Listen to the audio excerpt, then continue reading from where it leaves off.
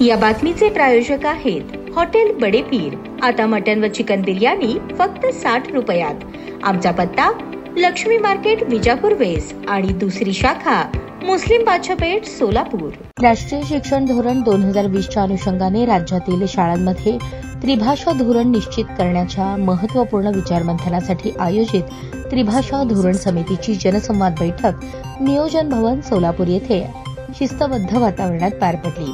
या बैठकीत शिक्षण क्षेत्रातील मान्यवर आणि तज्ज्ञांची प्रमुख उपस्थिती लाभली। समितीचे अध्यक्ष डॉक्टर नरेंद्र जाधव, जागतिक शिक्षण तज्ज्ञ यांच्यासह डॉक्टर वामन केंद्रे, डॉक्टर अपर्णा मॉरिस, शिक्षण तज्ज्ञ पुणे, डॉक्टर सोनल कुलकर्णी जोशी, भाषा विज्ञान प्रमुख, डेक्कन कॉलेज पुणे यांच्या बौद्धिक आणि मार्गदर्शक उपस्थितीने संवाद सत्राचे बैठकीचे महत्त्व अधिक वृद्धिंगत झाले।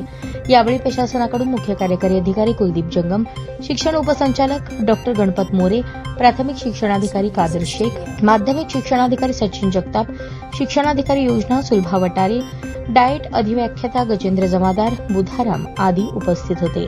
विभागीय शिक्षण उपसंचालक गणपत मोरे यांनी प्रास्ताविक केले। बैठकीत सामान्य शिक्षणप्रेमी, नागरिक, भाषातज्ञ, विचारवंत, मराठी भाषेच्या हितासाठी कार्य करणाऱ्या विविध संस्था, शासन आणि अशासकीय संस्थांचे पदाधिकारी, पालक, शिक्षक संघटनांचे प्रतिनिधी यांनी सहभाग घेऊन आपले मत मांडले। बैठकीत बोलताना समिती अध्यक्ष डॉक्टर नरेंद्र जाधव यांनी स्पष्ट उल्लेख केला, सदर त्रिभाषा धोरण समितीची रचना ही पहिलीपासून हिंदी भाषा अनिवार्य करण्यासाठी करण्यात आलेली नाही। कोणत्याही एका भाषेला जबरदस्ती लादणे हा समितीचा उद्देश नाही। जिल्ह्याची लोकसंख्या, भाषा वापराचा भूगोल, मुलांचे शैक्षणिक हित आणि पालकांची गरज आदींचा विचार करून भाषा धोरण ठरवणे हा समितीचा मुख्य हेतू आहे। मुख्य कार्यकारी अधिकारी कुलदीप जंगम यांनी भाषणात सांगितले की सोलापूर जिल्हा हा बहुभाषिक जिल्हा आहे। येथे विविध संस्कृती आणि भाषा एकत्र नांदतात।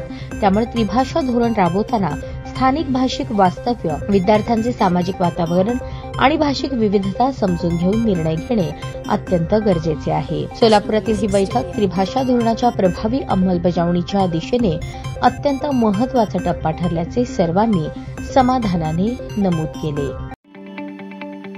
ताज्या बातम्या पाहण्यासाठी प्राईम महाराष्ट्र न्यूज चॅनलला सबस्क्राईब करा।